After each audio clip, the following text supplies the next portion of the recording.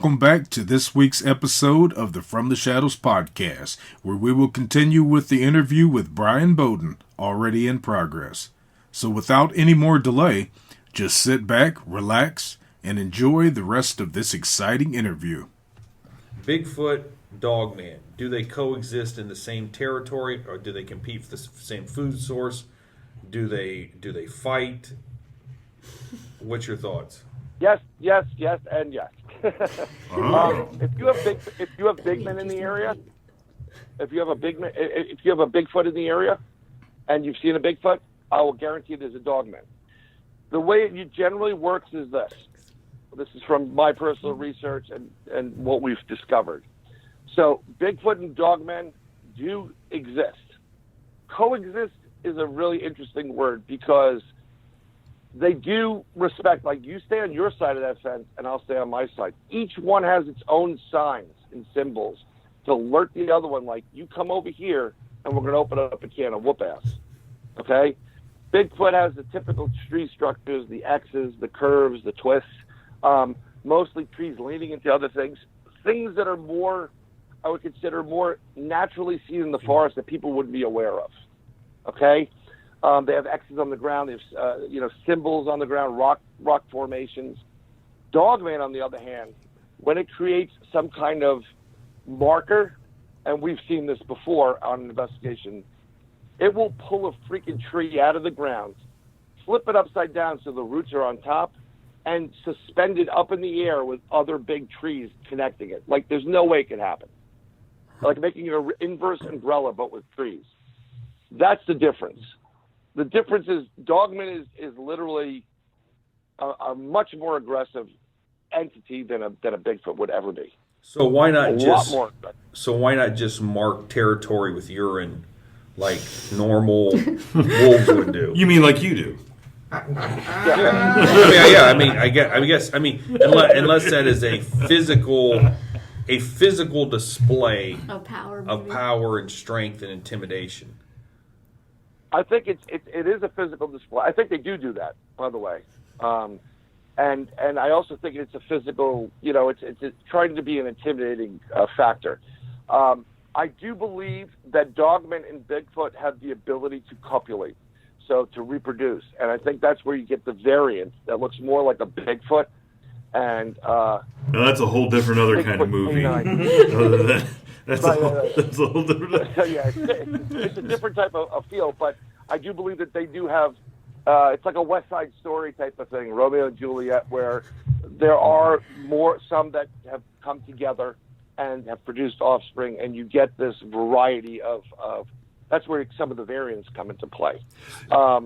They're more on the docile side of the Dogmen in general, but going back to legends and lore, they have fought. Usually the Dogman is doing something really stupid, like they'll go into the Bigfoot territory, they'll take a Bigfoot or baby Bigfoot, or they cause their own drama. They're poking the bear. They're poking the bear. That's where that's where that saying came from, right? So if Dogmen travel, and let's just say that they're typical canines, and they travel in packs. Right. Okay, they travel in packs. Bigfoot solitary or travel in packs. So, would Bigfoot be at a serious disadvantage because he's probably going to get ambushed? Well, no. Bigfoot travels in more like a clan, like you call it a pack, but it's referred to as a clan. Very group oriented. Usually, the female is with the offspring. Males are not directly close to the females, but they'll be within a region, an area where they can get to them pretty quickly. Family oriented. Dogmen are more pack oriented. There's usually an alpha and his cohorts. That's what I'm saying. Like when you had your experience, you were being guided and driven to a certain spot, and eventually another one, or if not more than the one, would have come out, and it would have been lights out. You would have been done. They were gonna take you. Dogman does go into Bigfoot territory. There's a great story. I forgot where it takes place, but there's there was an indigenous tribe that was living in an area that had dogmen on one end of the river and Bigfoot on the other end. And they were living, everybody was just living there. But what was happening was the dogmen would come in and try to steal kids and eat them and kill them, whatever. So they were getting kind of tired of this type of, how can they get something to, stop these dogmen from doing it? So they did a raid, and they went in to the Bigfoot end of the where the Bigfoot would be, and they did something to make it look like the dogmen did it. And without fail, the Bigfoots went into the dogman territory and just eradicated them. Like, you violated the terms. You stay on your side, we stay on our side. But they did that purposely so the Bigfoot would take care of the problem. This is like a mafia type. You know what I'm saying? This would be some interesting things just to observe. No. So, yeah, there are fights with them. They come in different sizes. Usually the problem with dogmen is they're extremely intelligent creatures. They like to mess around with you. That's why you'll hear stories where in the middle of the night there's a knock at the back of the door and the knock at the front door, and they're going back and forth 3 a.m, boom, boom. You don't know which way to go. They try to get you to come out into the porch. They're for some reason they don't go into your house unless they're provoked. They could easily go through a window without even thinking about it. For some reason, they don't. I don't know why, but they don't. If you go out and you try to hunt these things, forget it. You're dead. If you kill a dogman, if you're lucky enough, you're a dead man. They will hunt you down no matter where you are. Just because you see one doesn't mean there's a couple other there. And also, if you take pot shots at it, they're going to seek revenge. They're very vindictive. So like these people,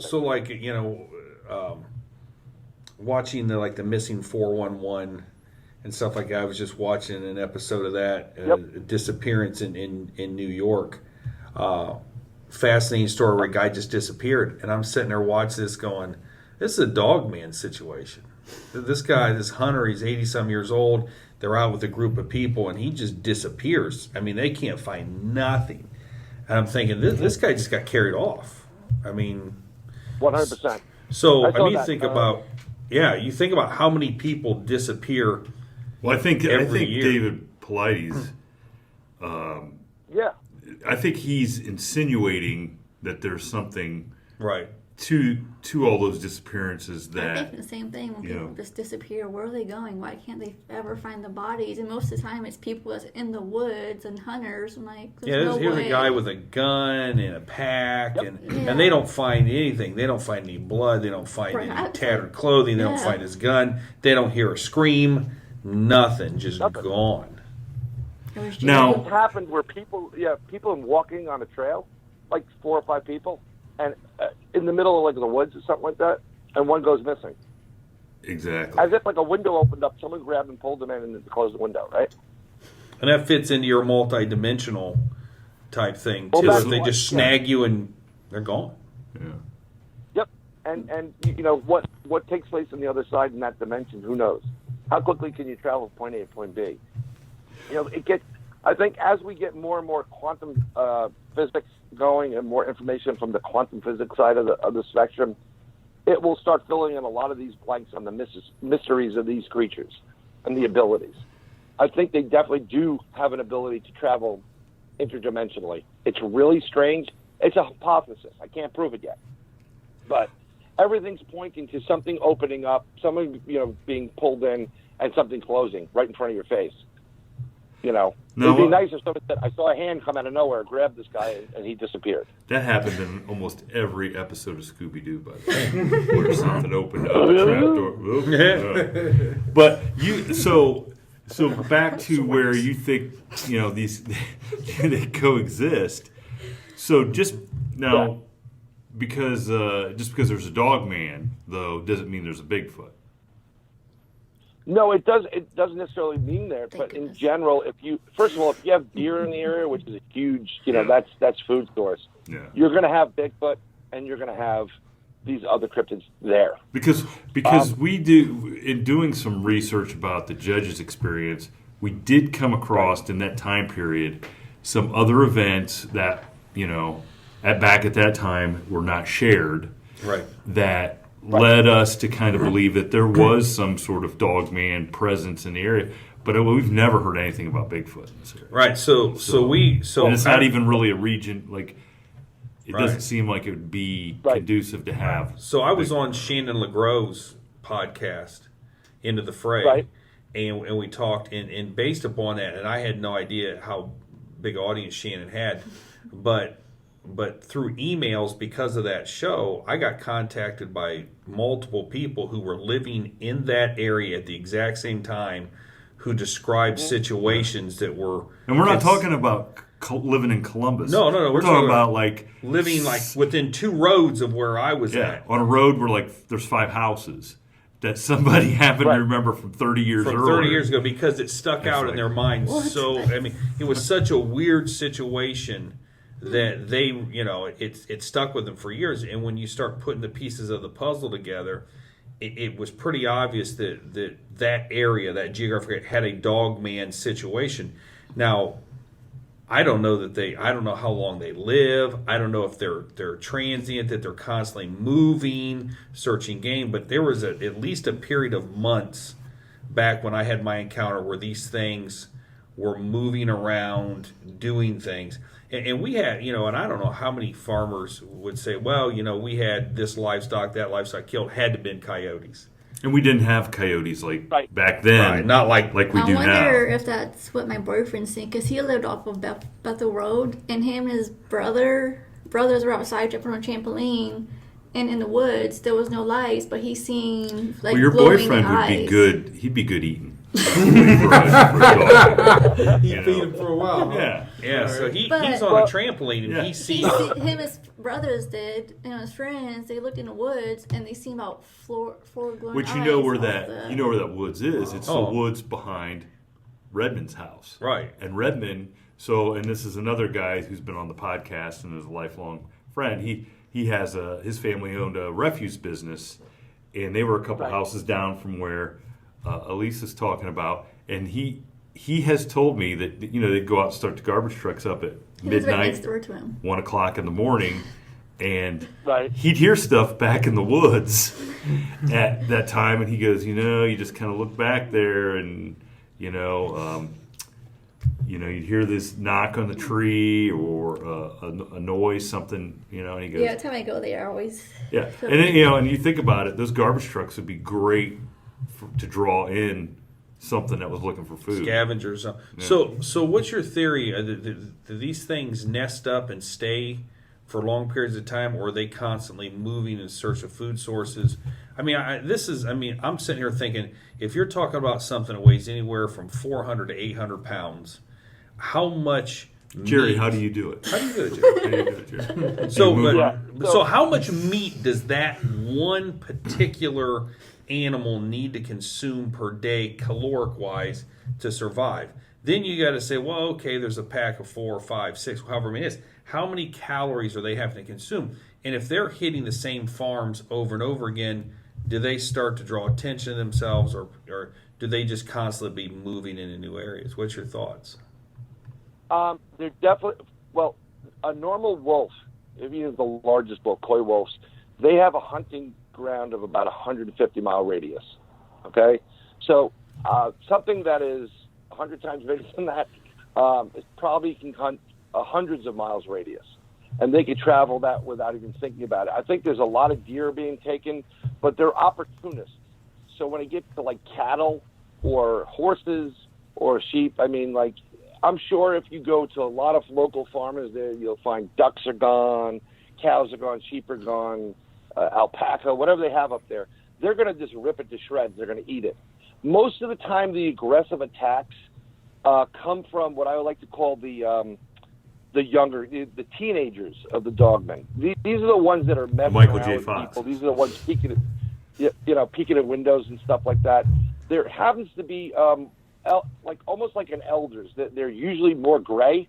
They're older, and they're the boss. There's many stories where these younger Turks that are feeling, sowing their oats, drinking beers at the local cemetery, because they are seen at local cemeteries, hence the Anubis aspect of it. where they look like Anubis. They're hanging out with the dead. Maybe they're feasting on the bones of people that were just buried, and you just don't see it. You know, cleaning like Anubis has been told to prepare the body for death. So they have a variety of different food sources, but there's an elder to the pack, like the main alpha, that will call their attention, like, let's go. You know, they kind of keep them in check. They're not as aggressive in the dogman type of attacks. The ones that are aggressive are I call them the younger ones. You know, ones have spit and vinegar in their bodies, and they're like, yeah, I'm gonna go, mess around with this person. Maybe I'll eat. Gotcha. You know, Bigfoot, on the other hand, if you go on the other end of the spectrum, there have been many stories out where Bigfoot has warned human beings that don't go down that road. There's a dogman there. There's a story of a lady that was walking her dog. She lived out in, more of a rural country, and it's the same logging road she used to walk all the time, whatever. And as she's walking, she's getting rocks thrown at her, and she finds it really, really odd. And something that was throwing rocks at you in the dark, I think I'd pay attention to. But she's because they can obviously see better than you can. Oh, 100%. Yeah. They like a lemur. The tapir is going over, and this thing is throwing rocks. She was recounting the story, and she went past it, and she just disregarded it. And then she had an encounter with the dogman. So it was trying to tell her, "Don't go up that road." It was stopping her, like, you need to go away. Don't do that. Don't do that. But I can't walk up to you and say, "Hey, look, there's a werewolf." So that brings up an important piece of, in my opinion, evidence, debate, whatever, is that Bigfoot, although carnivorous, does not eat humans. Mm-hmm. But dogmen obviously eat humans. I think Bigfoot eats whatever the heck it wants, and it depends on. There are stories of Bigfoot being like, going through woods like freight trains and being very aggressive. But that could be because it's going through a rut.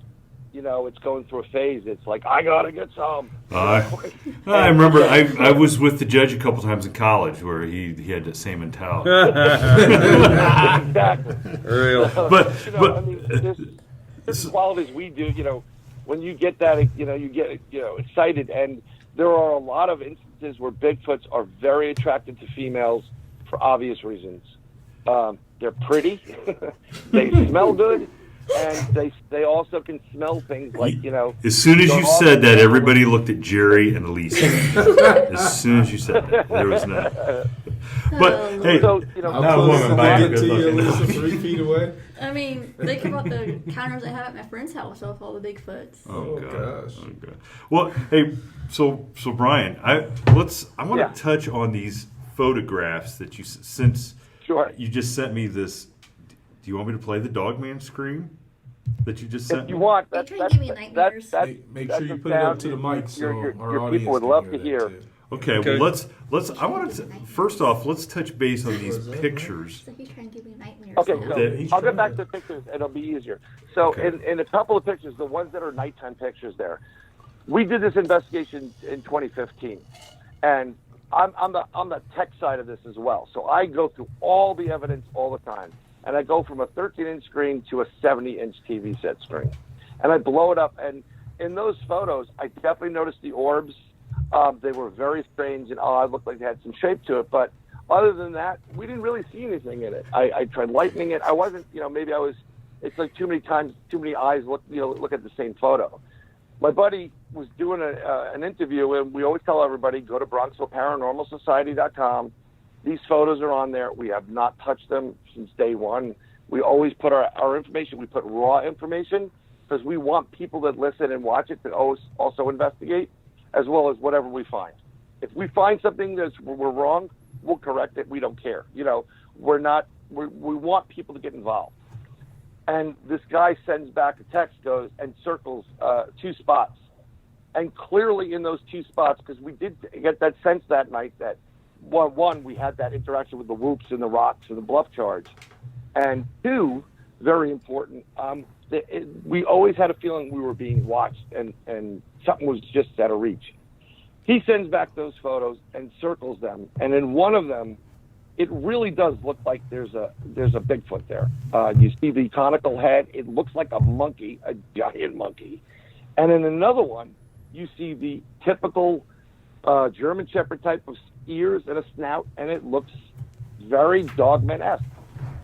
And I go back to these photos after this was like a year ago, and I go back to the photos, and I go from the website as well as what I have in the original photos that I use, not touch them, and I blow them back up, and lo and behold, right staring right in front of my face is that what looked like a Bigfoot peeking out at us, and also a Dogman like peeking over a fence. So those are the two darker photos that I sent you. Oh yeah. So yeah. So this is what somebody else saw on the pictures and circled them and sent them to you. Okay. So this wasn't something that you guys said, "Hey, look, this is what we saw. This is somebody else." I didn't see it, and I must have seen those photos 100 times. I've blown them up. And the problem is, it's kind of like if you remember back in college or school days, you write yourself a paper, right? It's great. And then you try to check it. And even if you take 2 weeks later and try to check it, you're going to miss what's there. You need a third-party, fresh eyes to see your stuff. It's like writing. And that's why we throw out the raw. It's like writing a book. You got to have. I mean, I got to have somebody edit my stuff because you miss typos and you miss all kinds of stuff. You miss everything. Yes. And it's not that we're not, we literally are going over every square inch of those photos, and we just missed it. It just, I don't know if it was a mental block or what. But we were alerted to it. I went back in and I'm like, okay, no way. This guy, maybe he put something in there. And I went to if you go to the website, look at those same photos and blow them up. They're there. You will see these images. You will see them there. I just sent to you just to show you some of the evidence that we caught. So after we had that encounter that night, we went to the second spot. This gets better, and it's beautiful, clear sky. No air traffic. We see a light. It's going from, I'm going to say, south to north, and it looks like an orange light, like an old helicopter, spotlight. And as it's walking, it's flying from the right to the left. I go, what is that? We point to it. We all look at it. It stops midstream and changes its direction, starts heading to us. So this object comes to us, and I'm like... I thought you said this gets better. I thought you said this It does get better. Okay. So the next thing we know, there's 3 of us there, and this video, by the way, that I shot of this object is on YouTube under the Bronxville Paranormal Society. It's the UFO that we experienced there. Before I left that campsite, after everything died down and everything kind of went to normal, I was putting my camera away, and I said, you know what, Brian, in the back of my head, don't be that idiot that goes in place and can't find their camera. So I put it in my breast pocket, and I'll tell you what it is. It's an Olympus scuba diving camera, and the reason why I took it is because there's low light conditions in scuba diving. It has an ability to, even in pitch black, to get better shots, clear shots of everything there. This thing comes out. It's hovering about 25 feet above our heads, and I take this out.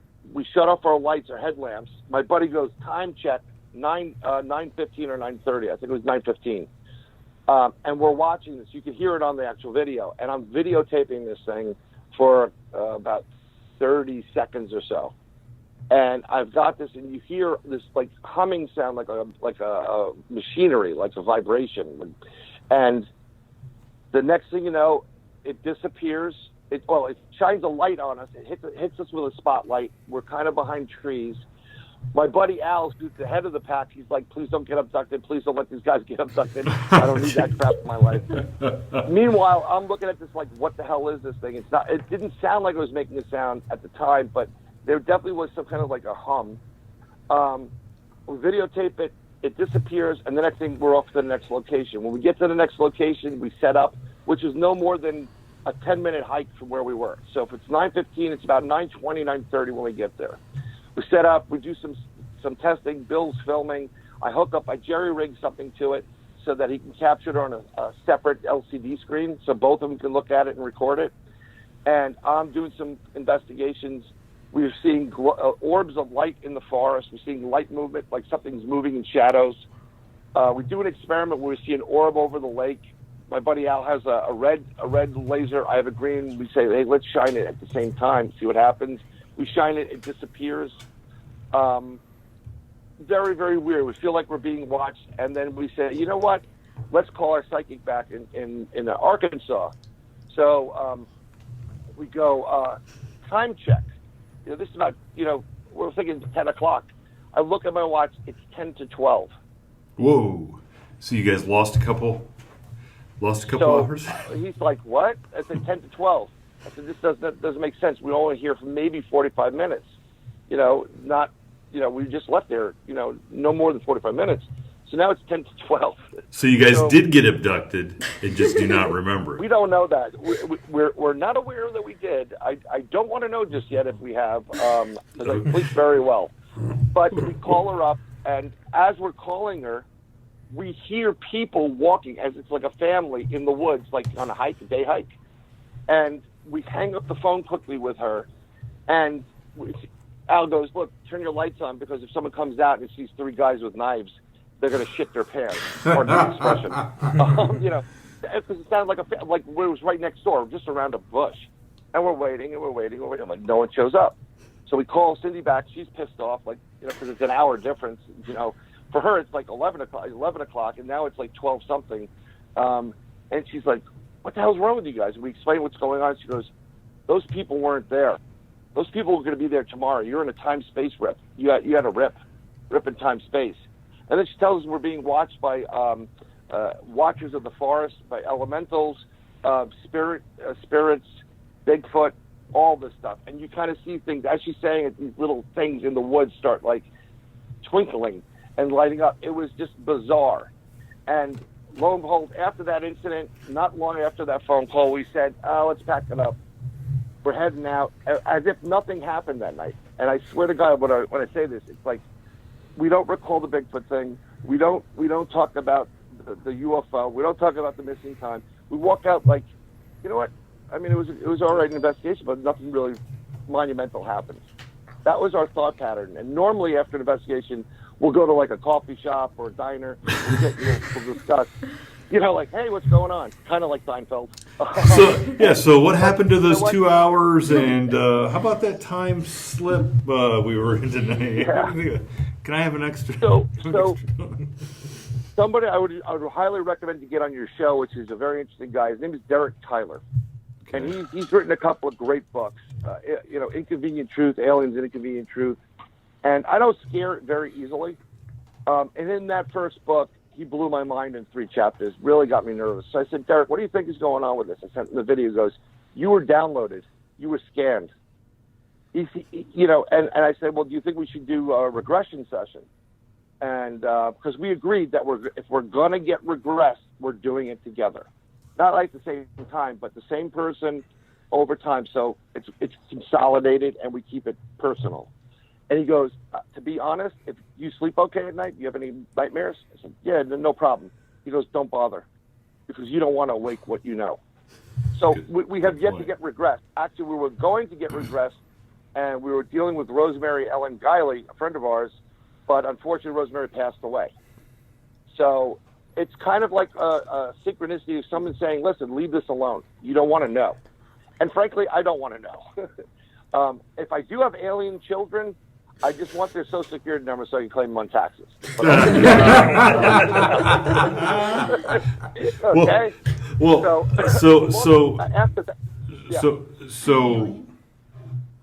what I want to do then, okay, so these pictures, so I've seen the pictures of the night, and we'll have you give the location so people can go look at them, because there's definitely something in those pictures. I'm good. So, okay, you're going and talking at paranormal things, Elisa, and you're scared to death of the Dogman. I'm terrified of werewolves and Dogman. Yeah. Oh, for gosh sakes! Exactly. Let's get to the Dogman cry. I want to hear that. So I'm going to play this. I'm going to play this Dogman screen. Okay? Sure, play the screen. I just want to get you an idea. Picture you guys are in the woods, you're walking around, and you hear this. And so when did you record this? I didn't record the screen. Okay. There's evidence that was recorded. I believe it was either David or Jody that may have gotten this evidence. They're the guys that founded the North American Dogman Project. These are good guys. This is their sole function. This is what they do.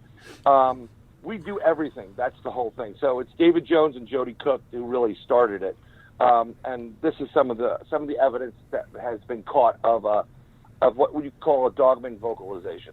All All right, here we go. I'm going to play it here.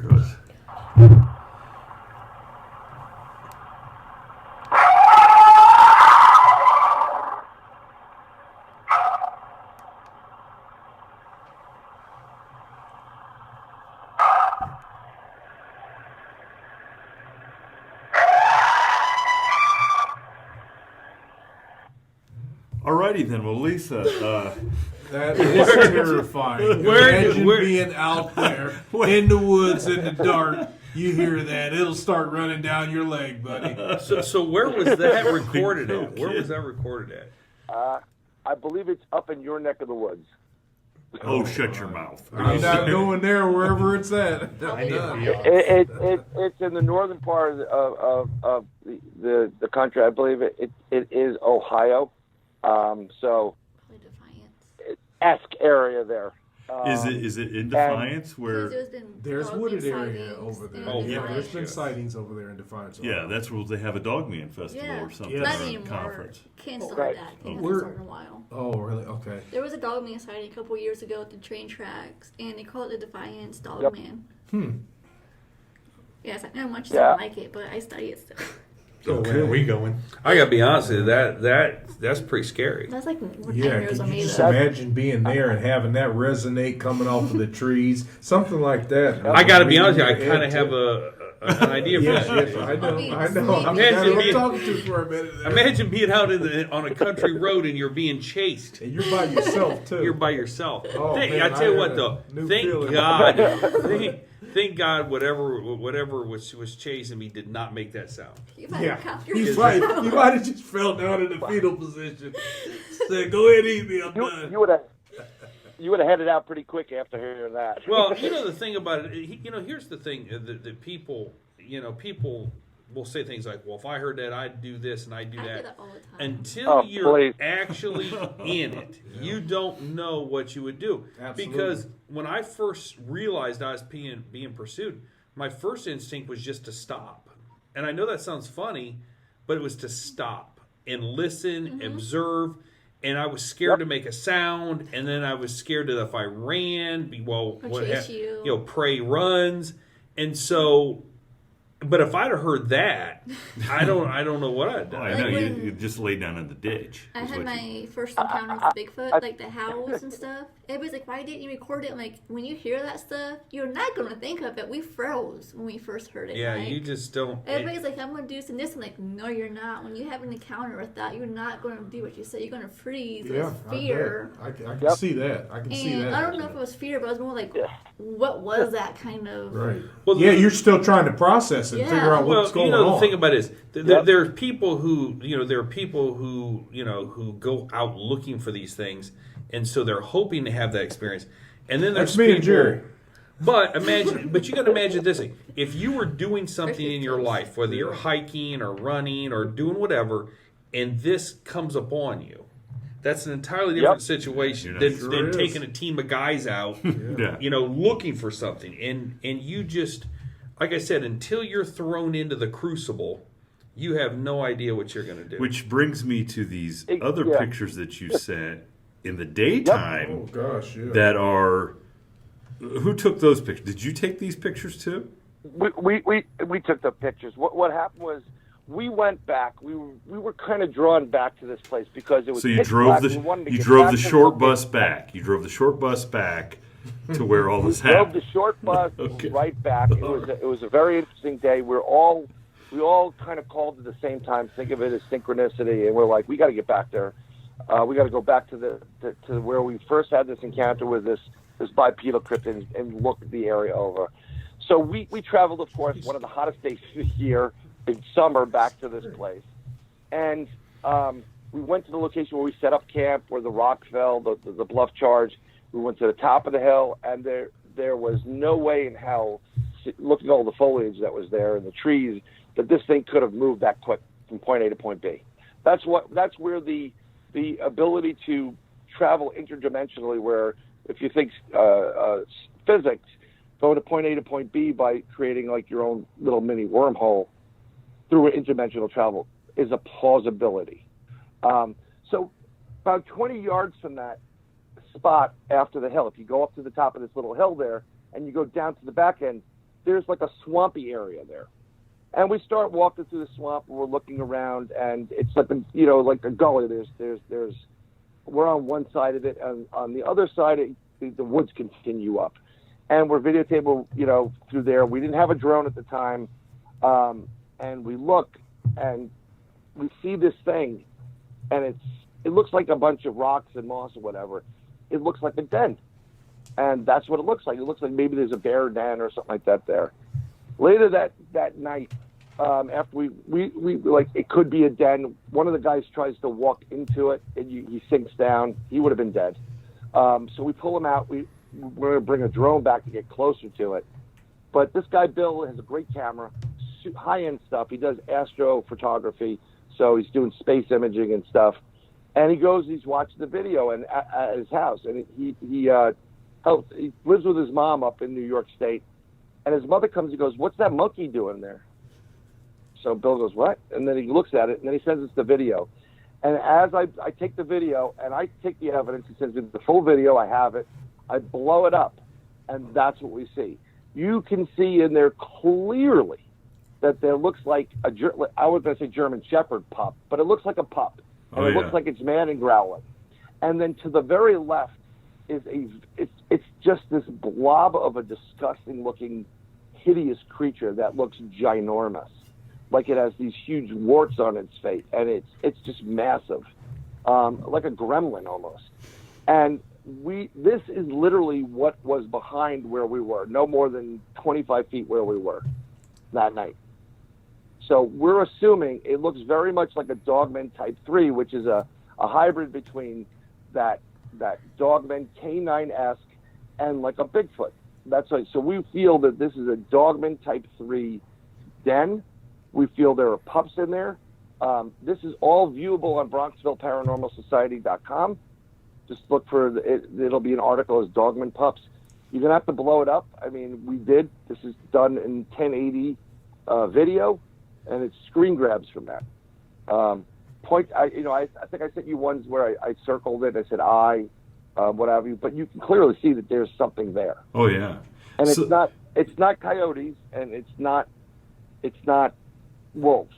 It's something else. So at the time, you guys didn't see the den area, right? We noticed it looked like a den and said, "Whoa, that looks like a den." If you look at the full video, and it's up online too, you'll see it looks like a den. And Al says, "This is why we're drawn here," And I said, "This possibly is why we were drawn here." We've gone back there a few times, and I brought a drone, and we've gotten close, but we didn't see anything inside it anymore. So I don't know if they've abandoned it because we caught them. We don't have anything monitoring it 24/7, which we wish we could. But it's Appalachian Trail and state parks, and people will steal things. It's not the ideal condition, but in the area that we're talking, there have been Dogman sightings and there have been Bigfoot sightings. So if you want to correlate to that, fun for everyone. Very well. Right? No. Yeah, it was definitely fun for everyone. Not for me. So, but that was a massive creature that's in that thing. Holy moly! So, okay. So before because we're running out of time here, the judge has to leave, and he's looking very excited about having to leave. So we'll wrap it up here and let everybody know, okay, if they do have a Dogman sighting or they feel they have a Dogman sighting, besides contacting us, how they get a hold of you, and then kind of tell us all the other cool things that you are involved in, so that people can go check out your podcasts, your poetry book, right, everything. Sure, no problem. So I'm on every social media thing you could have. I'm even on TikTok. I don't know why. Oh boy. Yeah. So if you go on Facebook, you can send me private messages. We have it's BronxvilleParanormalSociety.com is our website. You can make a report. We have the New York State UFO Project. You can file a report for UFOs. We have New York State Sasquatch organization. If you have a Sasquatch encounter, and of course, New York State Dogman Project, New York State chapter is ours. It all goes back to the Dogman, but we will investigate things in the tri-state area. Also have a podcast. I do a co-podcast with Ronald, the Cryptid Guru Murphy, great author. His books are on Amazon, and it's called Inside the Goblin Universe. It's on Podbean and any place you get podcasts or shows. We're on everything. I also do my own show called Nobobume, which stands for Nobody But Me, but nobody can pronounce it. And, of course, it's through that. And if you want to send us an email, you can send it to questions@InsideTheGoblinUniverse.com. We have a hotline number, but it's changing right now, so I don't want to give that. But that's for that. Our books, Ron and I are working on a couple of books right now. We're looking at a unified theory to all these mysteries and things that may get you to be able to get yourself in touch with having some kind of connection with Bigfoot, alien, Sasquatch, whatever, in a peaceful manner. That's coming out in about a couple of weeks. But I have a poetry book because I also did music and poems. It's on Amazon, and it's called Words and Muses: A Lyrical Life to Poetry. It's very interesting. Gotten good reviews. If you want to buy it, buy it. If you don't, you don't have to. I'm at all the conferences when they come on. So we're very accessible, and we love talking with people. Were you able to take that experience at Nuclear Lake and put it into prose as far as I figure maybe a good haiku. A good haiku, or just something we can put in a fortune cookie. Do not go there. There are pros on that, and it's also there is a Nuclear Lake book I have coming out. It's almost done, and the entire story will be there. There's so much more to it because there's, it's just an intense story. We couldn't write a better script for TV. And frankly, if I didn't experience it, I would have a hard time believing it. But my hand to God, all of this happened. Like I said to everybody else, I'm not trying to sell anybody anything. I want answers myself. That's why I do what I do. So, I'll put stuff out. You don't want to buy it, don't buy it. I don't care. But this is exactly what happened. And it's a pretty intense story. And we're trying to plan on, even though he says he's retired, I'm getting my buddy to go out. We're going to be doing some other mini type of investigations because we still want answers. We have theories. We know these things exist, but I can't believe Al isn't dragging you back out there after all the fun that you guys had.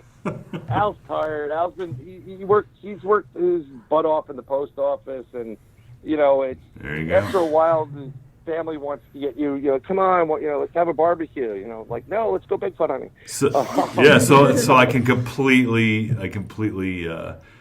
relate to Al because I work at the post office, and I'm not going out with Jerry and the judge and Jason and Lisa. You just want to use me for bait. Yeah. Well, I'll tell you what. If you guys do go out, and I highly recommend going and investigating, go, protect yourself before you go. We always sage in holy water. We say prayers before we go. We sage your equipment pre and post. Carry salt with you because it's a very good protectant. And I definitely recommend machetes. See, with these cryptids, you can't shoot these things. You can unload a whole clip in it, it's going to hurt, but they don't fear the gun, and it just pisses them off. If you have a machete with you, they know that slices you open, and they're more respectful of that in general. But you don't want to have an encounter where you have to do that because I don't think you're going to come out alive. But you just want to let them know that, look, you stay there, I will back out slowly. And I don't think. Mortal Kombat with the dog man, you don't win. No, I don't think so. No. I wouldn't think so. And trust me, just being a mailman, I know Al will have the same thing. Yeah, I don't want to go looking for dogs. They find us all day, every day anyway. Dogs Okay. don't like you very much. I got a super can of mace and dog spray for this. They don't like you. Yep. We need to have you hunting for dog, man. Yeah, you're right. You're our judge. bait. Yeah. All right, Brian. Well, hey, this was awesome. 2 hours almost flew by with. And I think we probably could have talked for another 2 hours. So I encourage everybody, go check out Brian on all social media. Check out the couple podcasts, and I think this is. I guarantee you, we're going to have a lot of listeners Google earthing nuclear lake. Because I'm doing it. As soon as I get out of here. Yes. Yep. So Bryan, hey, thanks, and I think you're somebody that we definitely will schedule to have back on the podcast, because I think you probably got a lot more good stories to share. And when did you say that book is going to be released? The nuclear lake book? Yes. Yeah, it's going to be hopefully this summer. Okay. Well, make sure we like to get in contact with you before that, so you can let us know, so we can talk about that. Yeah. Oh, not a problem. I'll definitely let you know, and I appreciate you having me on your show.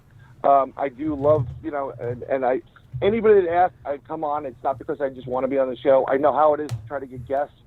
Some can be very difficult to get. So, but Josh Gates, for instance. Josh Gates, for instance, he won't answer any messages, and now he's going to hear what the judge had to say about him.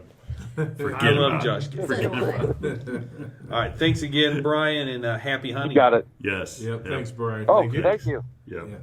You got it, guys. Ladies and gentlemen, a final word. Please visit us on our Facebook page, which is facebook.com/From the Shadows Podcast, and on our Instagram page at instagram.com/From the Shadows Podcast. You can visit our webpage at FromTheShadowsPodcast.GoDaddySites.com, or contribute to our Facebook discussion page called After the Shadows, and tweet us on our Twitter feed at twitter.com/podcast_from. Thank you for joining us, and we look forward to hearing from you all. Until next time, never shy away from the darkness or what may be lurking in the shadows. We are out.